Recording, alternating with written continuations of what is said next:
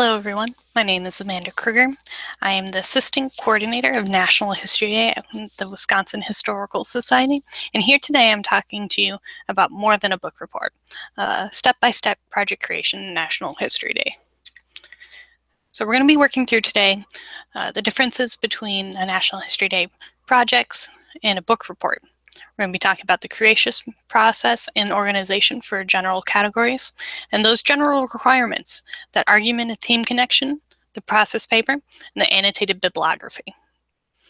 Then we'll be breaking into the categories, the exhibits, the websites, the documentaries, the paper, and the performance. We're going to be breaking those down, the strengths and weaknesses, and what's usually included, so you can help guide your students. Finally, we have some resources and next steps, so hopefully we can help you guys more in the future. So let's talk about some project differences. In a book report, students may be used to having all the materials provided for their research and reading. There's usually one final product. It has a due date, it may have one draft, but it kind of ends in the classroom. It's usually a summarization of an event or a person, kind of like a biography, or they're a journalist writing about the moment. It can be also a statement of facts, not necessarily an analysis. So in National History Day, it's student-driven research. We do not expect you to be experts. I'm not an expert on every topic, but the students are, and that's the important part. They're going to be doing their own research. They're going to be diving into all these different types of things that we may have not even thought of. Students will also be going to be working through multiple revisions at multiple levels. A lot of them will be going back through the same kind of motions and doing different types of research. Some students aren't used to doing research for 6 months on the same topic, so that can be new for them. We're also looking for original argument analysis and really getting critical about their topics. They're analyzing documents for bias. They might be doing analysis for impact. How did their topic impact how we live today? We also want to include that opposition, and so we avoid that kind of biography feel. We also are running by national rules and guidelines at regional, state, and national levels. So, you as teachers can choose to run on kind of edited guidelines for their own students. But at the national and regional and state levels, we run by the same rules. It's available online just to make the playing field fair for all students. So let's talk about how they do the project creation. A lot of students have already picked their topic related to the theme, and they've started to do their research. They started with the annotated bibliography already.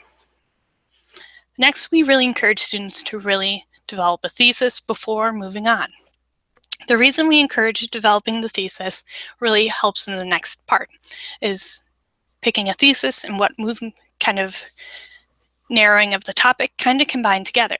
So students, if they are focusing on Martin Luther King Jr., they can go in the direction of labor, they can go in civil rights, and all these different types of projects, but it's good for them to draft the thesis now and really drive that thesis and that narrowing of research now. Because next they're going to be doing more research and writing. They're kind of creating the project from those very beginning steps, because we encourage the choice of category after that. We encourage the choice of category after they started writing, because sometimes the writing and how much research they have really dictates what kind of category they want to pick. They can't find a lot of images or film on their topic, but they can find a lot of newspapers and documents. Maybe a paper is a good choice and they didn't think of that previously. A good one to analyze now before they choose the category is if they're thinking of doing the exhibit, but they already have 700 words, then they should choose maybe the website or look into doing a performance or a documentary, things like that. So after they choose a category, we're looking for them to fill in the gaps in their research and in their writing. If they're struggling with the word count, you want to build that up with quotes, documents, and so on. Or if they have an exhibit and they're not finding a lot of space open on their topic, maybe they want to narrow that down. So that project creation and the researching and writing kind of combine together, because especially they're going to be working through these motions several times if they move on from the school event. So, our general requirements. They need to develop an argument and include that theme. They're going to be doing original research that they're going to be showing off in their annotated bibliography and their process paper. So these elements of good project design we want to lay out now is how they want to show off their research through organization, show off their topic through design and layout. We typically say less is more in showcasing their information. On the example on the right, you can see if they don't include a ton of photos of Nelson Mandela. That one photo really shows, who he is. They include different time period photos, but it's not just 30 photos of Nelson Mandela.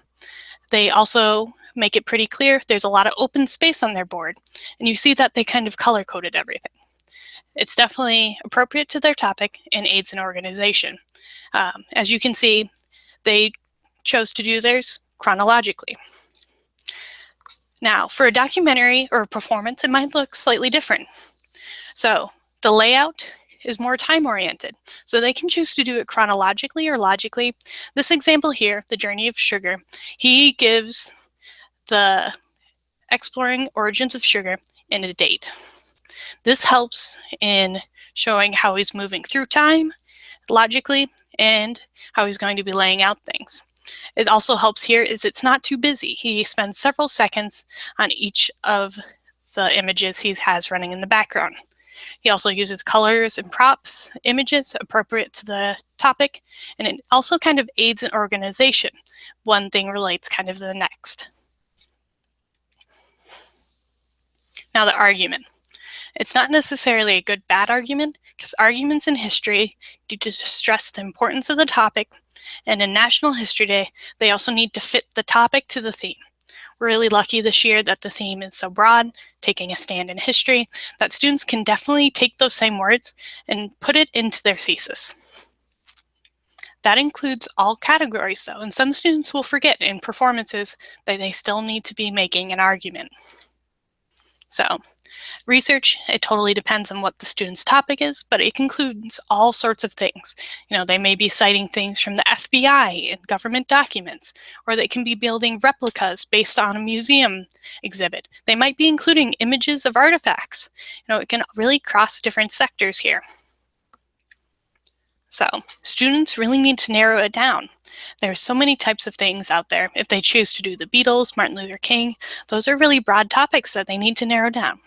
And so they decide what to use. We suggest that students support their argument through the things they are using. It helps visualize their topic, shows analysis and impact, and we also want to make sure that they're trustworthy. Sources and images. So we don't want to see redundant things. Nelson Mandela's project was quite nice. It only had 2 photos of Nelson Mandela in there. It's not redundant showing, 60 pictures of him. That wouldn't necessarily further their argument. It's also good for students to not include things that they're unsure of their integrity or origin. Quotes can be a little dangerous. I know students may use the website WikiQuote, and we're unsure of those origins and integrity. So make sure, you really push the students to really find where did they find that image of. It could be Photoshop, things like that. We also want to see that they're using their information wisely, especially in exhibits. Information can be shared in a different format. Instead of using a student's own words and paraphrasing a newspaper article, they can just include that article on their board, documents and quotes that way. So they can think of it that way as well, is what to use and what not to use, because time and space and words become pretty precious in National History Day projects. So with all this, they're going to be showcasing their research. And the annotated bibliography is one great way of doing it. It's required in all categories, and they need to cite their visual and audio sources and materials here. Their oral interviews must be included as well. So if they, interviewed their grandfather or they got an interview with a professor, make sure they cite that. We also separate it between primary and secondary sources for our benefit and the student's benefit. So they can kind of see, am I lacking in something? Should I really look into more primary sources?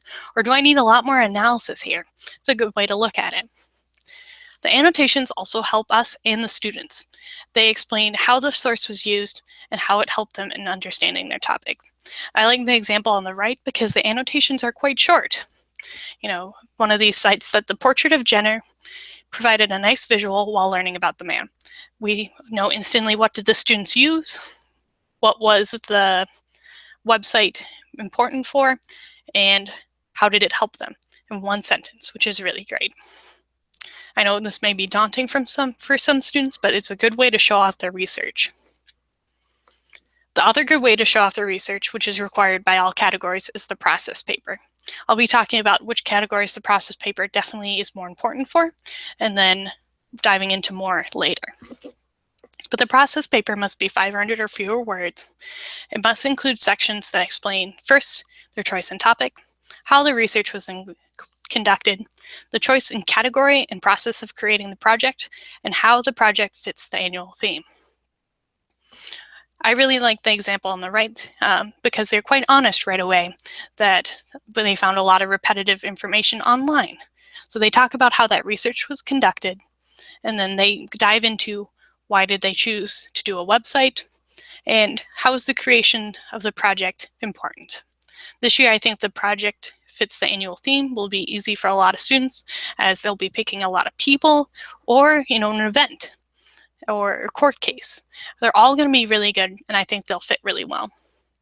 The choice in topic is usually a good question that judges will ask, and they can also read in the process paper. So they can really show off, if they're really passionate about their topic here, or, include personal things of how did this, help them understanding things, and really show off their research as well. So within that, I'm going to be talking about the categories. I'm going to go in the order of most popular to least popular, just because, you may have a lot of exhibits, but not a lot of websites, and so you can feel free to skip through these. Beginning with the exhibits, I want to talk about some of the limitations. You know that it's 500 student-composed words is the limit, and that it has these dimensions: 40 inches wide, 30 inches deep, 6 feet high. Those are the limits. They can definitely fall in between. And then the inclusion of media. They can choose to have less than 3 minutes of media featured if they choose to include an iPad or a computer or a tape recording. And so showing that, I like to show this example as well. It's a building, includes the same information, still fits all the requirements. So students can get kind of creative with this one. Some of the common sources include videos and music, quotes, newspaper articles. There's also maps, images, documents, props, and replicas. And this really helps judges and visitors really visualize their topic, which is great. And it's also good for students to include those quotes, newspaper articles, and documents, and so that they don't have to, write their own words. The limit of 500 student-composed words, they can definitely include other things that help them talk about analysis and facts about the topic without having to write it all themselves. It's a really great category for visual topics, and so that's definitely a strength. Student creativity is really great for this. It's structured visually, so if you have students that are struggling in organization, this one's great, and you can move chronologically through an exhibit. It's kind of structured with those subtitles, which really helps students. It's a good use of media, and it's also great for groups. Really working with that project creation can be harder for other groups. Some of the weaknesses is that really low word limit. It's our smallest word limit. It's also our most popular category. It does include creation costs, and so students should be mindful of that, especially in a group. Who's going to pay for what sometimes becomes a question, or if the students don't have that much, financial support from home, maybe they want to pick a different category. Students should also be mindful that this one will probably include the most time spent editing, as taping paper up on the exhibit can be an issue removing down if you just had a quick misspelling, whereas a paper or a website would be instant editing. So just being mindful of that. Our next picked category is the website. It has a much higher word limit at 1,200 words. You must use the NHD Weebly editor, and it has the 4-minute media limit. So a lot of students will include short clips of music and video on different parts, but they cannot add up to be more than 4 minutes. So it might have music on the intro page that's 30 seconds. Or, the next one has a minute of an interview. So quotes are also really great in being showcased, just like the exhibit. Tabbing those out and really highlighting that through organization definitely helps, as on the example on the right. There's also newspaper articles, maps, images, and documents can be included in kind of a photo reel, which is a lot of fun for students to create. So I just wanted to show kind of an example of the organization of a website, as those subtitles can kind of change and students can be a little bit more creative with that. And here, I wanted to bring up how they highlighted their thesis. It makes it very clear, just like in an exhibit, you can quickly identify where the thesis is on that homepage. So, strengths and weaknesses. It's a free category, which is great for students that might be working in a group and don't know how to divide up the costs, or the financial backing from home might not be there. It's drag and drop editing, which is great for students. It's kind of that design element that makes it kind of fun in the multimedia. So a lot of students kind of compare it to social media and they kind of create something in their own design. That higher word limit definitely helps students that already have 500 to 700 words. A lot of students will switch from an exhibit to a website. It's good for groups and multiple people can edit at times. And it's also good for many different types of topics. It's definitely a catch-all category. Some weaknesses include internet access for students, especially in rural area, or students in poverty may not have internet access in their homes. It also can be a new format for not only students, but teachers and parents. And so sometimes getting support from parents and helping edit this might be an issue. All right, so our middle of the road one is a documentary. The category can be up to 10 minutes long, and the student must be narrating it, or one of the students must be doing the narration of the topic. So, common sources include short clips of videos and music. I included our example on the right, The Journey of Sugar, showing different types of media that he included. Another great thing about his topic is he includes an interview he did. He records a Skype session with a professor from UW-La Crosse. You can also include a lot of things that students might not think of, like newspaper articles, maps. Maps are great, especially in iMovie. Students can create them themselves, showing the change of a location, which is pretty good. And then also including those documents and artifacts and images. It doesn't all have to be filmed. The student can talk through this and not mention that he looked at this manuscript, but showcase his research without using up his time. So, talking about the documentary's strengths and weaknesses. It's a great creative category. It's multimedia, and it's good for visual and sound-related topics. Unfortunately, there's some strong weaknesses here, though. There's limited access to the software needed. We usually suggest that students use iMovie or Movie Maker, and I know some students are provided with Chromebooks that do not have Movie Maker. It can also be tougher for groups to work on. One person typically does the creation of the project, so making that fair can be a struggle for some students. It also has to be a student's own narration. So some students might be a little afraid of recording their own voice. They don't like how it sounds. Or, a student with a speech disability, this might not be the greatest category. It can definitely break them out of their shell, but it's something to keep in mind. The next one is papers. It has a limit of 1,500 words. This is the only category with a minimum to 2,500 words, which does include quotes. So some students may not recognize that they can really bolster their papers with quotes. It has to be a readable font, size 12. So, common sources for papers. This is a lot smaller than the other categories you may notice. We include interviews, and then quotes. They can pull quotes from newspaper articles and documents. Here's a good example of how they really tabbed out the quote and shows some footnotes on there, which is pretty good, and really showcasing the research in a different way than you might see in the other categories. So, the paper's strengths and weaknesses. It's a good one for students that may pick a topic without a lot of images, or students that are looking forward to college and college prep.